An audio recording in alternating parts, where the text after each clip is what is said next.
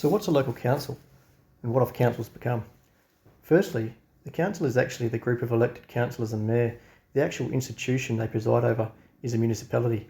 It's a bad and misleading habit of Aussies to refer to the whole thing as just the council, but to avoid confusion, I'll refer to them throughout as the council. And just to clear something up, there is no third tier of government.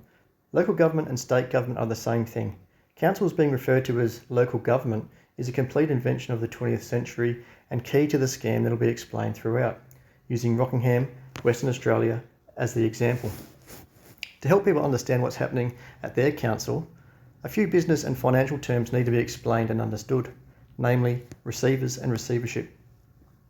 When a company, or in the case of municipalities, default on their obligations to repay borrowed money, the moneylenders were given the power in the Local Government Act 1960 to petition the Supreme Court to be appointed as the receivers of the council's income to recover their outstanding monies, and they have the priority in the order of who gets paid from those incomes. But where it starts to get difficult for the actual council is that they're at the bottom of the list of priorities for who gets paid from the council's income that is being received, and this includes paying down the debts of the council, and that the receivers are entitled to pay for their expenses and even pay themselves a salary for their services of receiving out of the council's income as the first priority payee. So they are paying themselves before paying the money off that is owed to them as the reason they're there in the first place. If this sounds like a scam to you, you'd be right.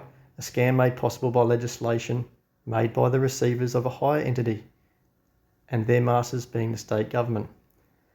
But somewhere between 1962 and 1967, the municipality defaulted on a complicated payment structure of many loans and cash advances it was juggling, with no realistic hope of meeting the payment obligations.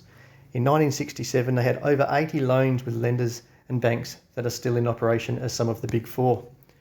It is also apparent that a provision from the Local Government Act was used where the owner of rateable property could advance up to $10,000 to a council to expedite works required for development of their land, where the council would then have to pay back. In this case, it was a property developer for their infrastructure associated with the development of a new suburb, such as pedestrian underpasses. So now we have a suburb all built on land owned by a local land developer who it would seem paid for their own improvements to the suburb by a lending agreement with the council. So now the moneylenders of Rockingham Council could petition the Supreme Court under provisions of the Local Government Act 1960, and up to 3 could be appointed by order of the Supreme Court. The company they created was called the Shire of Rockingham. Now begun a program of massive borrowing to build many different projects without hope of being able to pay them off, and in some cases for other organisations with even less ability to pay back loans, such as a yacht club or the police and citizens youth club. The Shire of Rockingham then borrowed $370,000 at 7.4% interest to build a new office and chambers and a new town hall called Flinders Hall, borrowed in the name of the Rockingham Shire Council on land everyone was to believe was donated by a local property developer. This was certainly not the case, as when the land under that council office was required to extend the shopping centre some 23 years later, the council office and chambers was demolished, having only reached the age of 23 years. Again, the property developer provided the land for the new and still current council premises built across the road from the shopping centre. It is noteworthy that Flinders Hall was also demolished in favour of building apartment blocks on the land which never belonged to the council. The War Memorial was also relocated across the road due to this redevelopment. So the Shire of Rockingham continued to administer the council, and legislation was further tailored to suit their business model, such as becoming a city after reaching a certain population level, thence becoming City of Rockingham.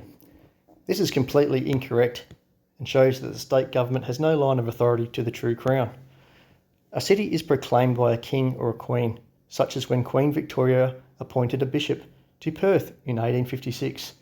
In the very same letters patent, she declared it a bishop's see and a city at the same time.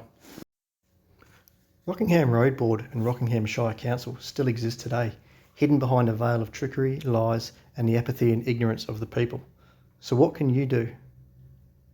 Well, this would never have happened and they still wouldn't be here today, 56 years later, if people knew what was happening. So share and re-upload these videos, make your own videos, spread the word, inform yourselves, friends and family, and your elected councillors. Find out the secrets of your council and ask them some very difficult questions and what they're going to do about it. What's the solution, people will ask? Well, it's getting informed about it and getting annoyed and active enough to want to change it, as you, the people, are yourselves the very solution to this problem. But that doesn't mean millions of people acting individually. It means all the people acting as one people together. Next time we'll talk about how the councils gave all the land titles away to the banks.